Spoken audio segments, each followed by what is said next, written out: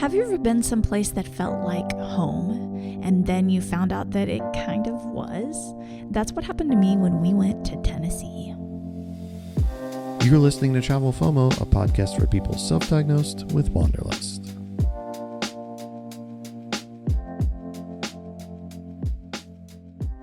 Welcome to the Travel FOMO podcast. My name is Hilarie Halton, and I am here with someone who has been hauling me across the country over the past however many episodes. My husband, Jamin. Hello. It's been a lot. It has. This is the third season in the Airstream. Yeah, third season in the Airstream, and now we're going east in the Airstream.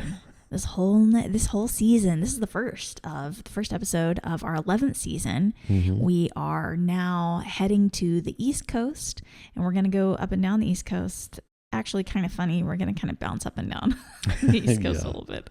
Yeah, we're about to take a really dumb route. So yeah, anyone out there listening with a map as you discover our next few episodes, yeah, it really was that checked out. Yeah, it's not going to make a lot of sense, but sometimes you just do what you got to do. And so that's what we were doing. But today we are talking about going back to some roots that I didn't even know that I had. Mm-hmm. And that was in Tennessee. So it was kind of a fun little find. Yeah, it was really cool, the way that we kind of came across that and found it out, and happy to share it with everybody today. That's right. And I was really excited to go to Nashville. I've been wanting to go to Nashville. All kinds of famous people are from Nashville. Nashville's a great music scene.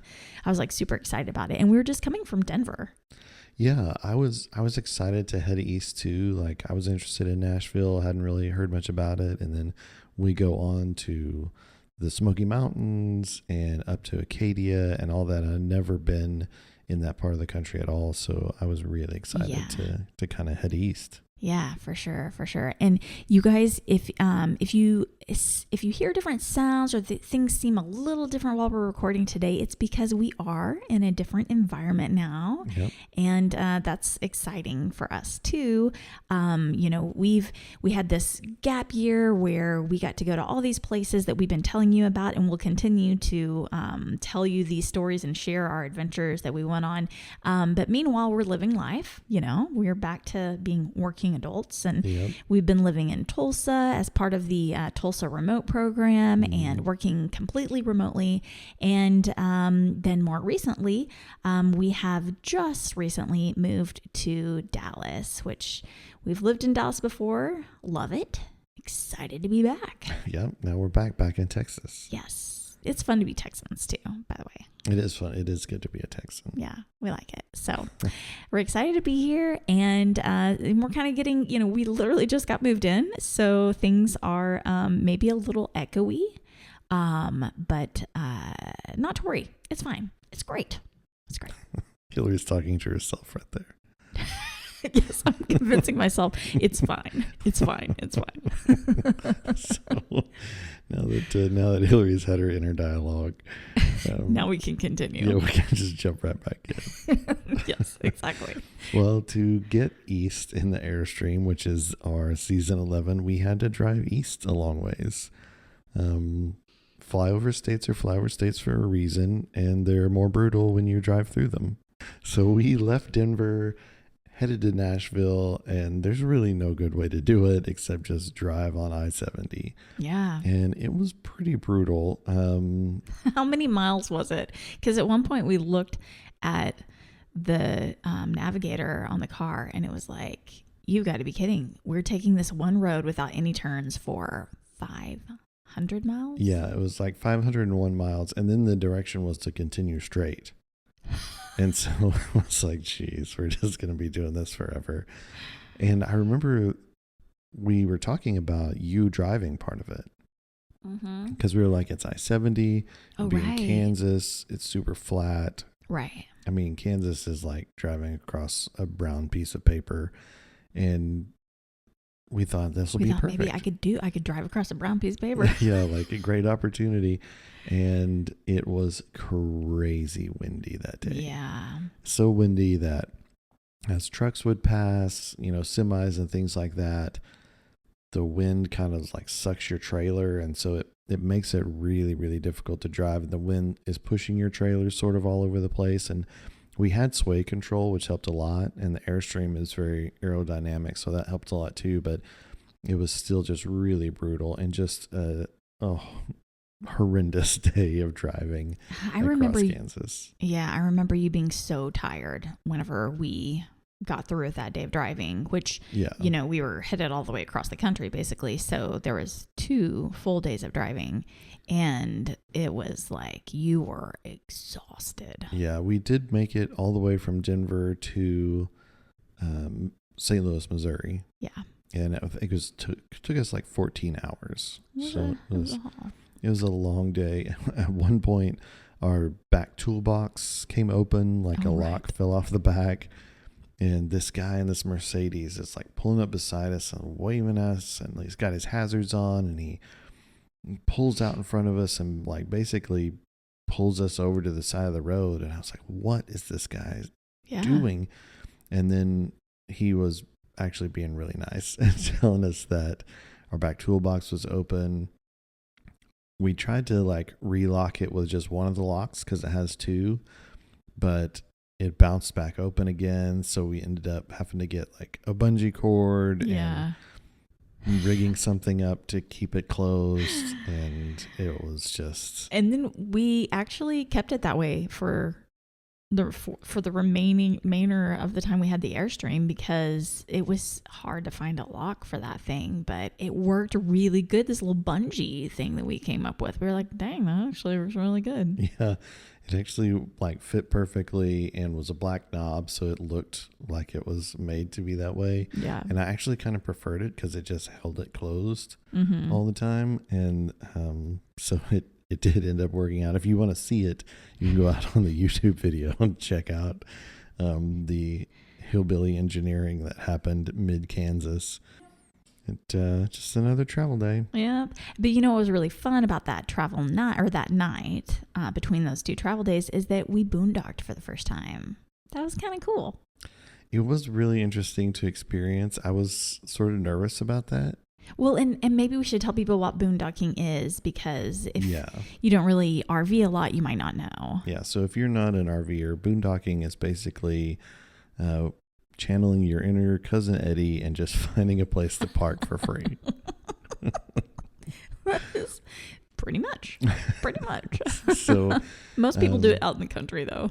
Yeah, so you boondock, you don't have any hookups, so you don't really have electricity other than the batteries that your trailer has, and only the water that you have in your water tank and things like that. So different rigs are better prepared to boondock, and some people have solar panels, and that's kind of their deal is they boondock, and that's what they do all the time. No big deal. But a lot of people like us really like air conditioning and things like that, so want to hook up to shore power and have water and be able to drain your gray and black tanks and all that stuff. So boondocking is something that I was a little intimidated by, and we had heard that you can boondock at Cracker Barrels and at Walmarts, a lot of casinos and things like that, and we had just never done it. We had planned on doing it. Harvest Hosts is an app that you can use to like boondock in a nice, fun way. Yeah. But we were like, you know what? It's going to be late at night. We really just need somewhere to stop and sleep. Yeah. So we're going to do Cracker Barrel. And we did. And it ended up working great. And we ended up doing a bunch of Cracker Barrels after that. Yeah. It was a really good experience. And what I love about it is that Cracker Barrel has Wi-Fi. And you can usually access that Wi-Fi from your RV while you're there. Mm-hmm. And then it just feels a little safer. They keep their lots pretty clean. And it just felt like, okay. And a lot of times it was mostly just RVers there with you. So it felt like you were with your own crowd. Yeah. And you have big parking lots for the most part. A lot of them have RV and bus parking, like designated areas for it. Yeah.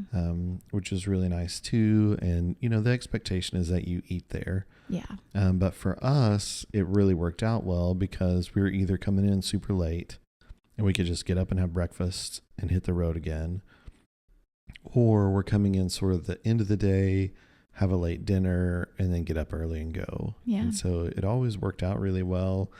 And I think for some people that only want to haul for a few hours a day or want to quit by 4:30 in the afternoon, or like a lot of people have kind of limitations that they put on themselves to not haul too much because it is a little exhausting. Mm-hmm. It may not be the best fit for you because then you're just hanging out in a parking lot. Right. And I could see how that wouldn't be appealing. Be the greatest thing. Right. But for us, where we're like, no, we're trying to eat up as much as we can in a day, and so that we have as few travel days as possible. So maybe we do drive 14 hours across Kansas to try to make it as far as we can. It's perfect. Right. Yeah. Well, by the time we traveled for 2 days, drove for 2 days hard, and ended up in Nashville. And by the time we got there, I was pretty excited. You were really excited. Were you more excited about seeing the city of Nashville or the potential to meet a famous person? I think originally it was about seeing, I don't know. Great question. Because, okay, guys, listen to this. Listen to all the famous people that live there. Because I started looking it up whenever we were there, because I was like, man, a lot of famous people live here. And I was getting excited that I might see somebody. And lo and behold, they're not just walking along Broadway, believe it or not. But you've got people like Oprah Winfrey. And these people might not live there right now, but they have lived in Nashville at some point. Oprah Winfrey has lived here. Dolly Parton, Miley Cyrus, Reese Witherspoon, Taylor Swift, Tim McGraw, Faith Hill, hello, Amy Grant, Vince Gill, Keith Urban, and Nicole Kidman. Like, that would be crazy. I don't think they're together anymore. Well, I think you're right. Martina McBride, Sheryl Crow, Ted Danson, Kelly Clarkson, and then one of our own celebrities, Teresa Ivan. That's not her she's got a new last name now. So apologies, Teresa. But our friend Sarah, her little sister, lives in Nashville and has for years now. And we got to see her recently, which was really fun. And anyway, so whenever I think of Nashville, I think of Teresa as well. So she's our own little celebrity that's there. But think of all those like famous people though. Like for real, that's a lot of famous people. It's like another LA. Yeah, we could have met Ted Danson. I like him. Oh, man. But we actually did not stay in Nashville, though. No, we stayed outside Nashville at Cedars of Lebanon State Park, which we did originally just because it was a little more economical, and we couldn't find an RV park inside Nashville that we really thought would be a good fit. Yeah. So we just sort of ended up out there, and it's probably like an hour outside of Nashville. Yeah. But it's an awesome state park. Loved it. Cannot say enough good things about it, honestly. Yeah. It had huge sites that were really well spread out. The facilities were decent. There was a ton of Airstreams that happened to be there at the same time. That was weird. So many we were counting. It was crazy. Probably the most of any place that we'd stayed. For sure. Yeah. Which was really cool. Definitely recommend that state park. And I was thinking back about it, and state parks are pretty amazing. Like, we had just stayed in St. Vrain State Park right outside Denver. That was really nice. Super cool, very affordable. Great bathrooms. Yeah, this Cedars of Lebanon outside Nashville was amazing. We stayed in a state park outside Savannah. That was maybe our favorite place. Yeah. So don't sleep on the state parks. A lot of times they're hard to get reservations. But if you can get into a state park, especially one that has full hookups like this one did, there can be really, really nice places to stay. Yeah. But would you say that they're easier than, they might be hard to get into, but they're still easier than like national parks? I would say they're easier than national parks. Easier to get into the national parks, yes, and a lot more likely to have full hookups.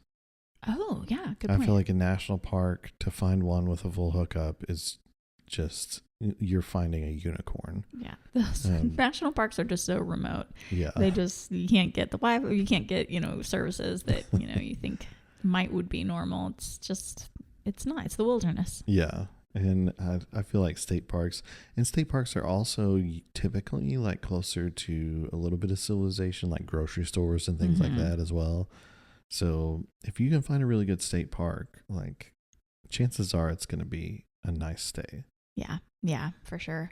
Well, it was so convenient to go to Nashville for the day. So we just like got to like pop into Nashville and spend the day there. And I could already really feel like I was liking Tennessee by that point. Like I was like, oh my goodness, I like it. It was beautiful.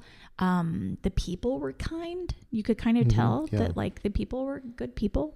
And so one of the things that I really expected though was that Nashville would be like small town, tons of little bars with these solo artists playing and, you know, buckets where you toss in money, you know, while they're playing live on the street or on corners or in little bars and restaurants and stuff. And it was not quite like that. It was like, it was so much more amped up than I think I realized. And what we ended up getting was really like a party city for adults is really what I thought was more Nashville. Because I remember thinking we did not see one child or baby the whole day.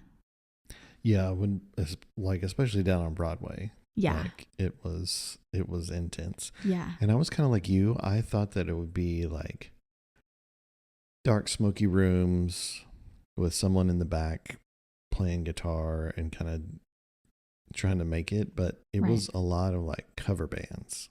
Yeah, it was, wasn't it? That's interesting. So like, which can be a lot of fun. Yeah. It's probably more fun than like hearing some tortured soul be like, I just wrote this song when my girlfriend broke up with me.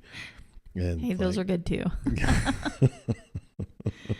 But you know, like a good cover band is a lot of fun. And it was a lot of fun.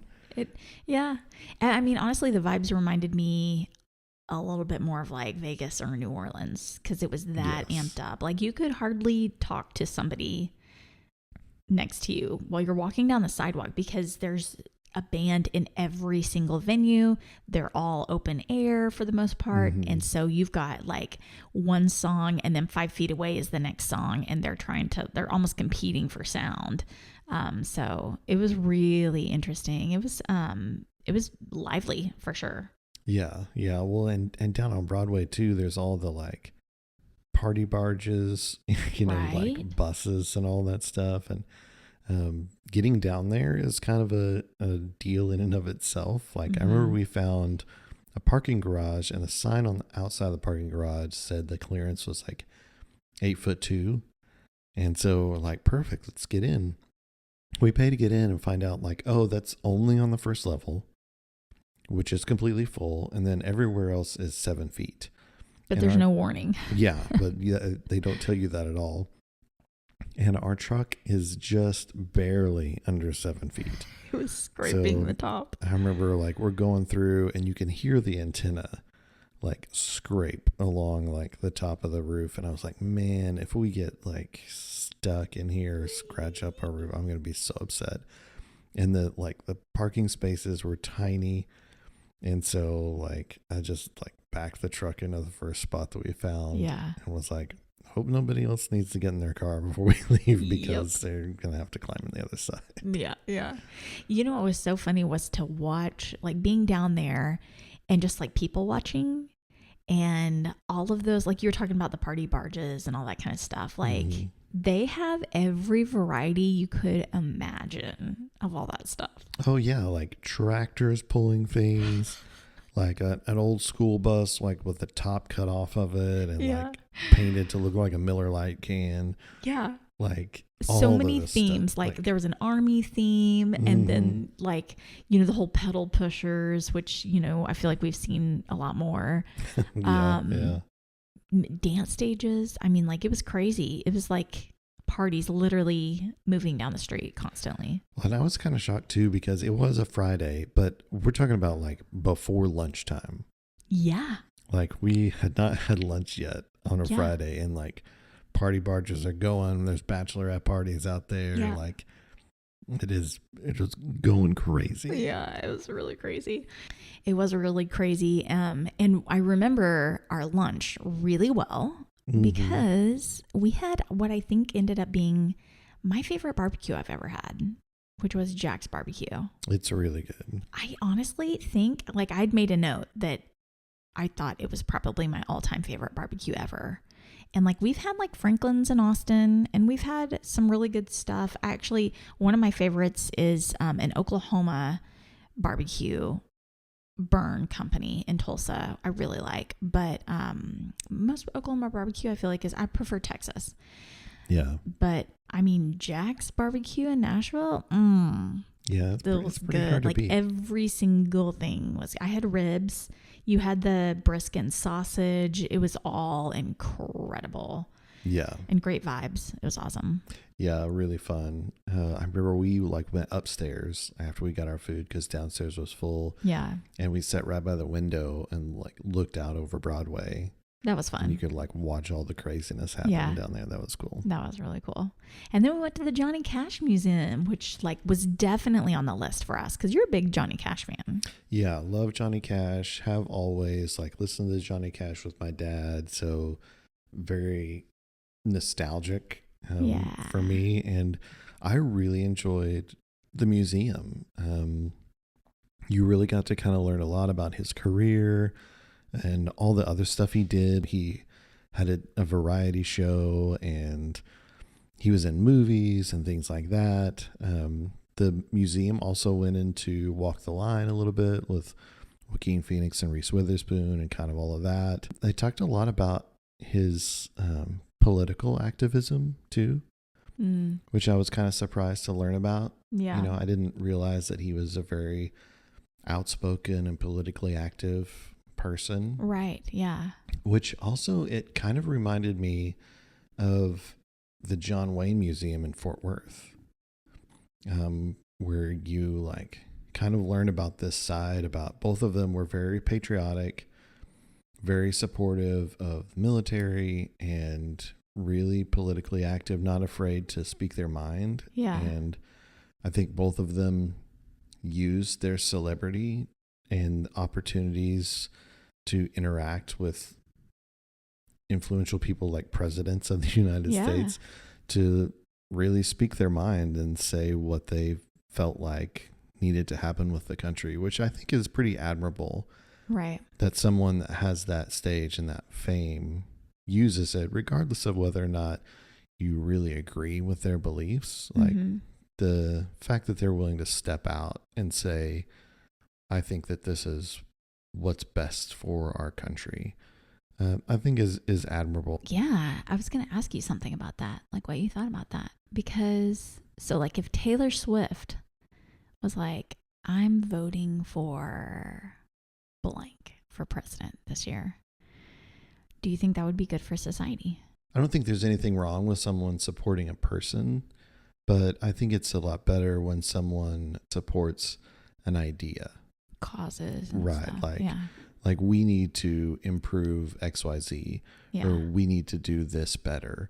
I think things like that are less divisive, and I think our political climate right now in the US is just kind of dumb on both sides, and so I think it's hard. But I think supporting a person is maybe not as impactful as, especially going to, because you find out that like Johnny Cash and John Wayne in particular would be in front of the president and be like, hey, here's the thing that you need to do better. And I think that takes a lot of guts. Yeah. To not just be like, oh, hey, Mr. President, or like, I'm not going to speak to a president that I disagree with, or I'm only going to pump up the president that I do agree with. Yeah. I think we see a lot of that now. But the kind of guts to interact with the person that you don't agree with and be like, hey, here's what I see. Yeah. I think that is the sort of activism that we need, and not just like pushing more into the side that you already agree with. Yeah. I agree. I think that was really interesting about Johnny Cash, and really something that neither of us knew, right? Yeah. Is how how active he was, and I didn't realize how long his career was. And didn't he have a Johnny and June show or something? Several like TV that? shows. Like That's there was a Johnny and wild. June show. He had he hosted almost like a talk show. That's so crazy. I didn't know. See, I didn't know that stuff until we went to the museum. I didn't know the extent of it either. Like, I knew he'd been in some movies. I'd seen some Westerns that he'd been in. But I didn't know much about his being on TV and stuff like that. And I like this stuff. He was on SNL, and I think he was hosting SNL, and Elton John was the musical guest. And without knowing it, without announcing it, backstage they agreed to switch costumes. And so he came out dressed as Elton John, and Elton John played all in black like Johnny Cash, which is pretty crazy. And they're so opposite. Right. And but I think that you kind of see a little bit of his personality in that too, of gonna have fun and lighthearted and willing to get along with anybody. When you think of him, you think of this dark, tortured soul, right? Which, I mean, there's definitely that aspect to him, but seeing stuff like that kind of opens up a new light on him, which is fun. Yeah, for sure. Okay, so one of the other things that I thought was really different, this is going to surprise people, I think. If you haven't been to Nashville, and you probably don't know this exists, but there's a park called Centennial Park. And within that park is the world's only exact size replica of the original Parthenon that's in Athens, Greece. Which I was like, what? I had no clue that was even there. Yeah, me either. It seems so out of place in the country music capital of the world, you know? Right. I'm like, what is that doing here? But little did we know that Nashville actually has been nicknamed, in addition to being the country music capital, is Athens of the South, which had no clue. Yeah. But they built this. So this is back in 1897. They had Tennessee's actually a really old state, by the way, and they had their centennial birthday party in 1897, which is crazy. And so while they're having this big birthday party, they were basically kind of having this huge fair, and they built this to educate Americans and Tennesseans, Nashvillians, on how Greek culture has impacted our own culture here in America, which is really a thing. I mean, I think Americans don't even know how much the Greek culture is embedded in our own culture. Mm-hmm. I think it's really fascinating that they built this structure, and it was actually only supposed to be temporary. It's going to be just for the purposes of this, 100-year birthday celebration, but everybody loved it so much they wanted to keep it, and so they eventually built it out to be a permanent structure in 1925, and that means the permanent structure itself has been around almost 100 years. For us, it was super exciting because we'd just been to Athens. Yeah. And actually in the video, and I did not realize this on the day we filmed this, but watching it back, you were editing the video, and I was like, oh my goodness, that's wild. But in the video, I'm actually wearing the dress that I bought in Athens, like the day we went to the Parthenon, Yeah. and I'm wearing this dress, and I'm standing in front of a replica of the Parthenon. And that was kind of fun to just see that, and be like, oh, wow, how this has all come full circle.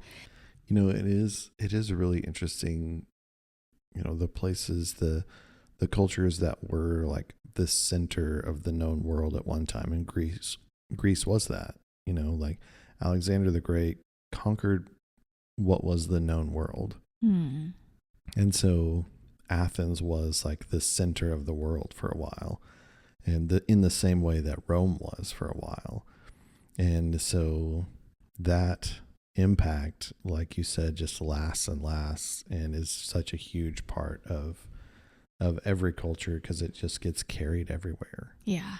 Yeah. And it's really cool that you sort of have that opportunity to learn that there in Nashville. Yeah. I just imagine like the Parthenon in Nashville being this place where like they bring kids on field trips like every year. Tons and tons of kids on school buses come, and they teach them, all about the history of, the words that we use and like all these things, I think that would be cool anyway if they did. I have no clue if that really happens. So hopefully Hilarie's planning things out for schools. Well, we also experienced another thing that's very central to Nashvilleian culture. Hattie B's, the Nashville hot chicken restaurant. Nashville hot chicken. If you've never had Nashville hot chicken, definitely recommend it. It's its own thing and it's really good. I like it. Hattie B's, crazy popular there. We were going to go there for lunch downtown on Broadway, but the line was incredibly long. Oh my goodness. Like insane. We're like, it can't be that good. Yeah, we're like, I'm not waiting 2 hours in this line. I'm not going to do it. And so we thought, well, we'll have it for dinner at a different location away from downtown. Yeah. We drove to one location and it was so full, there was nowhere to park. Like we couldn't park anywhere even close. Right. So we drove to a third location and finally found a place where we could park. And we just still didn't get to park in the parking lot of the restaurant.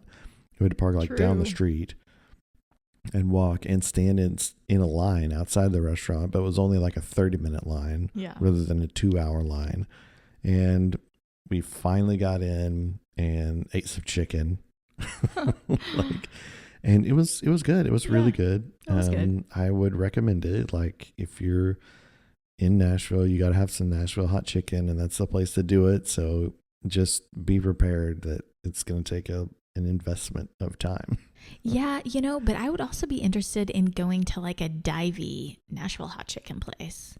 Because this is like the place that's like the big chain that became popular that everybody loves. But like, what about the place, the mom and pop place where it's like, oh man, this is like where you can get some good grub kind of thing. I would be interested in doing something like that too.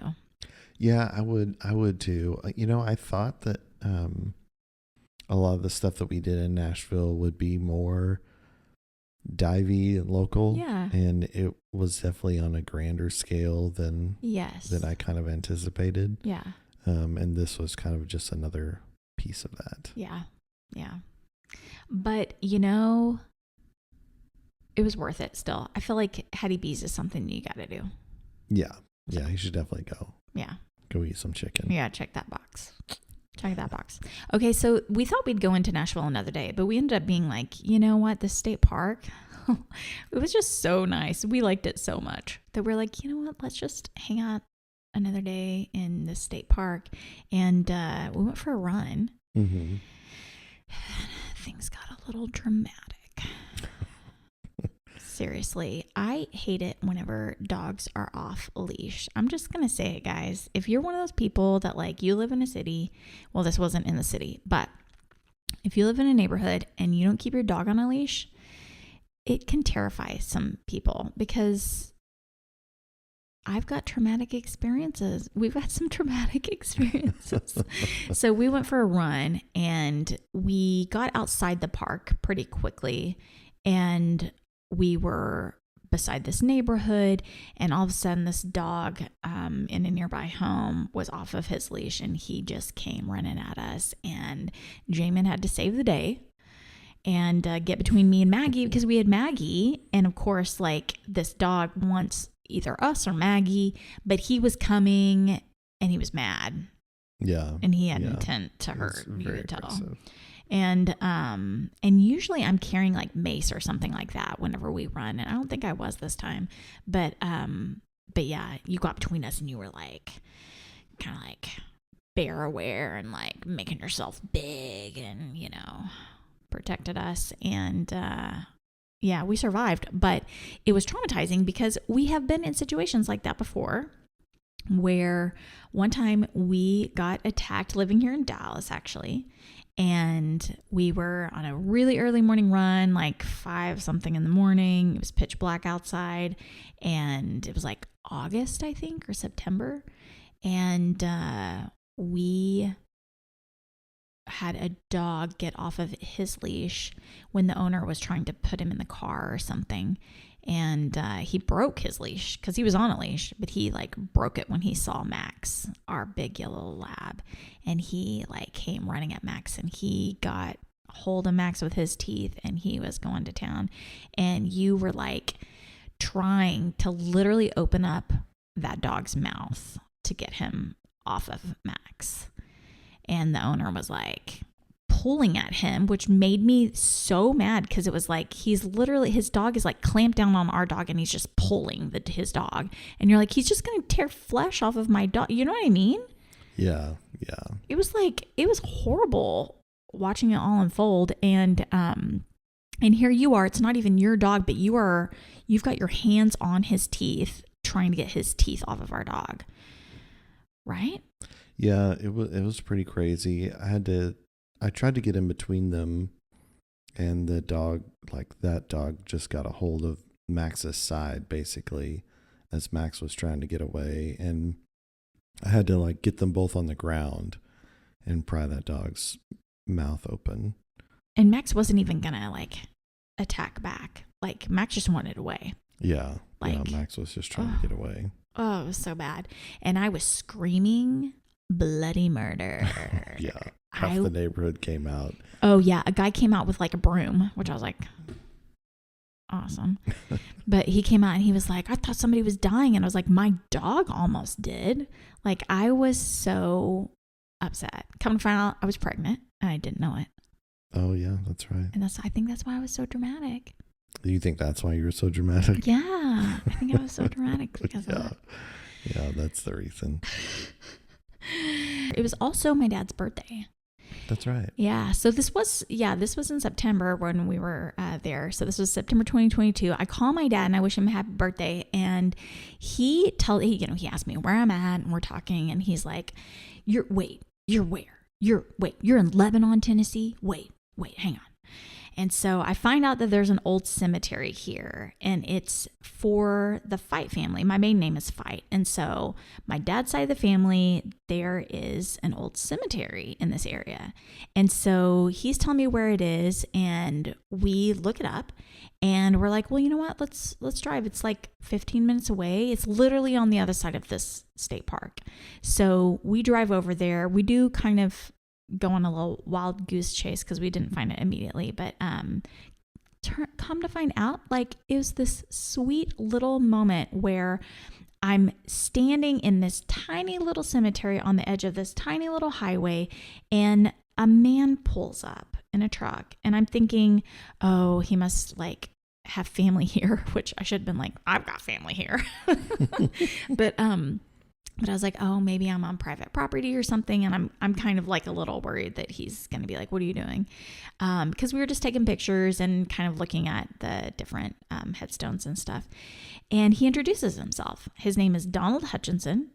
And in 2016, Donald was driving past the cemetery, and he noticed that it had become a little ragged, a little overgrown over the years. It needed some love. And he just kind of felt like maybe he should do that. Like, he did his own lawn. He thought he could easily just, come over and keep the cemetery looking nice.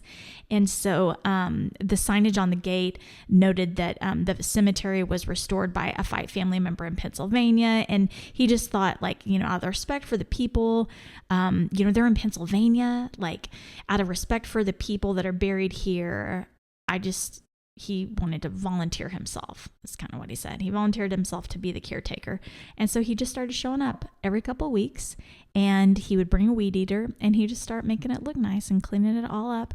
And it was such a sweet moment for me. I thought I was going to cry.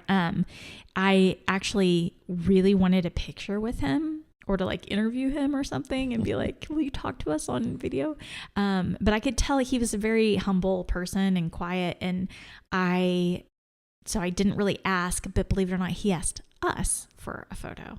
And so he took a picture with me because I was explaining that my family lives here. My dad just was telling me about the cemetery. He's been here before. And so we traded numbers, and so we could kind of always link back to each other. And I actually connected him with my dad because Dad was like, when I told Dad the story, Dad was like, oh my goodness, I want to meet this guy. I want to talk to him or whatever. So but then a really cool story about what I learned about my family there. Well, one, it was crazy to find out that like my family's buried here. And it was this weird, I remember when we showed up in this part of the country, I was like, man, I really like it here. It's just so nice. And I like the people here, and it's so pretty. And I just felt really, it felt good. Yeah. And there was nothing like, I don't know, there's nothing else I could say except for I really like it here. Mm-hmm. And then to find out that like my family is from here was kind of fun. Yeah. It was like, oh wow, what a like interesting turn of events.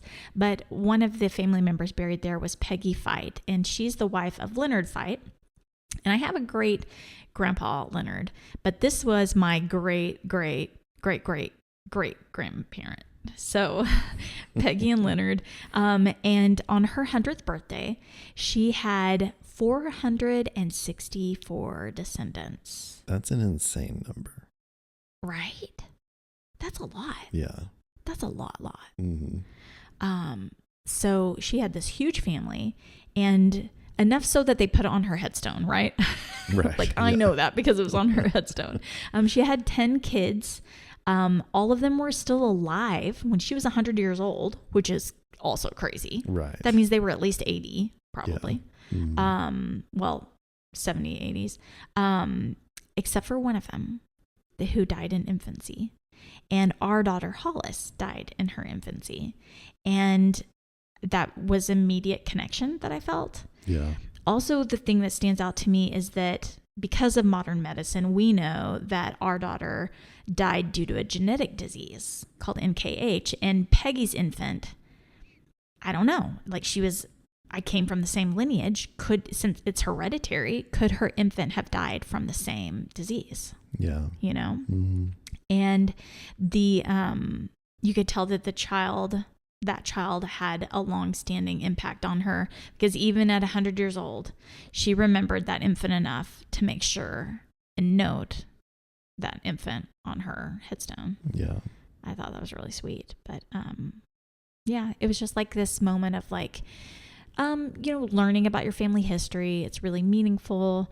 And then feeling really connected in a way that I don't know, it just felt really important and powerful. And honestly, the power of like cemeteries is kind of interesting. I mean, I've always felt like, I could be like cremated. It wouldn't matter to me.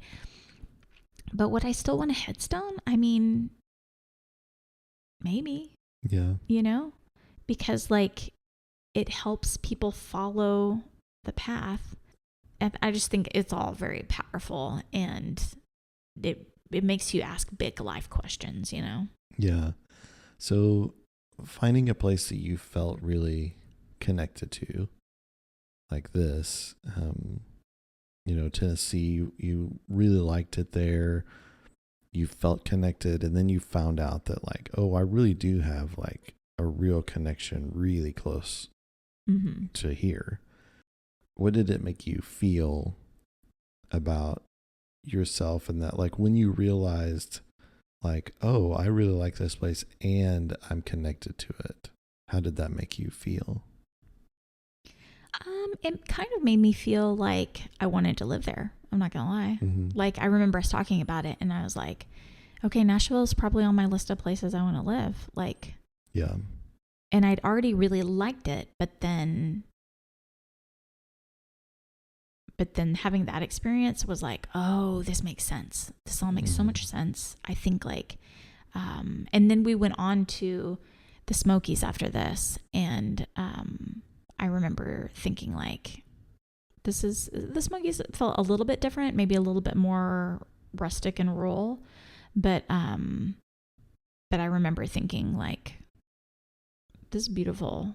Yeah. Like relaxing, calming, sense, you know. And I just remember thinking like, yeah, I would totally live here. Like, I like the people. I like how beautiful it is. Like, the weather's nice. It all like made sense, you know. That's interesting that you use that, like, makes sense, because I felt that way when we went to England and we went to Houghton Tower. Yeah. And like, obviously I knew going in that that's where my family's from. That's why we went there. So I didn't discover it in the same way you did, but I remember going to that, you know, we went to Houghton Tower and there's a little church like across the street or whatever with a cemetery where a lot of Houghtons are buried. And so we saw a cemetery with a lot of my family, but I felt that same way about that part of England of like, stuff makes sense here. And if I was going to do something, I would do it this way. And everything here, the way they do it, appeals to me. And I think that that's really interesting that it makes sense in a way that is kind of hard to explain, really. Yeah. That's so interesting, huh? Yeah. I love it. I would definitely encourage anyone to trace back where you're from. Yeah. And go see it. Yeah. And especially if you've never been there or if you've never gone back, you don't know much about it. I think doing it, particularly as an adult, you know, I think if you'd taken me as a kid, it would have been like, yeah, whatever. Right. I want to go ride a roller coaster or something, you know, but right. Particularly as an adult, like going back, you feel something a little different to a place that you have actual connection to. And it's really hard to explain. Mm-hmm. Yeah. Overall, what do you think about Nashville and the whole area from your perspective? I think it's a lot of fun. Yeah. I feel like Nashville as a city is like it's just a good time Charlie with a Harley. Like, totally. Everyone is here. It. They showed up to have fun. I think that's why we don't hear about the Parthenon, because nobody goes. Yeah, nobody's headed out there to learn about Greek history. Yeah, they're on Broadway, living it up. But yeah, it was really like it. We really liked it. Yeah, I really like Nashville. It's a fun place. I definitely look forward to going back sometime. But it's a lot of fun. Yeah. One thing I would recommend that was recommended to us, I believe by our friend Nelson, was Bluebird Cafe. Mm-hmm. And he had recommended getting tickets to, hear like musicians or something there. And it's on the outskirts of the city. It was actually sold out due to a festival they were having at the time, so we didn't get to go. But I have heard that would be a great place to go. Yeah, I was disappointed that we missed out on that, but it was sold out, so I would know it's popular. Yeah, it must be pretty good. Yeah. So what's up next? So next will be episode 2 of our East in the Airstream season, where we head to the Great Smoky Mountains. Oh, lots to look forward to. Oh my goodness, so many great places in this whole season coming up. We even go down to Miami and Key West. We hit up Savannah, Georgia. Acadia, Vermont. Yep. Yeah. Shenandoah, which surprised us both. We were like, oh, that was a really nice stop. Yeah. So we hit a lot of East Coast places from Maine all the way down to Key West. Yeah. A lot to talk about. Yes. In the meantime, you guys can check out our video that accompanies this podcast on YouTube. You can find us everywhere on social media as Travel FOMO Podcast. We're also out there on Facebook, TikTok. Go check it out. That's where we also post more. We promote our episodes, but we also post some real-time happenings of places that we've been more recently. So, check it out. You can also connect with us via email if you have questions or comments, things that we should know about the Northeast.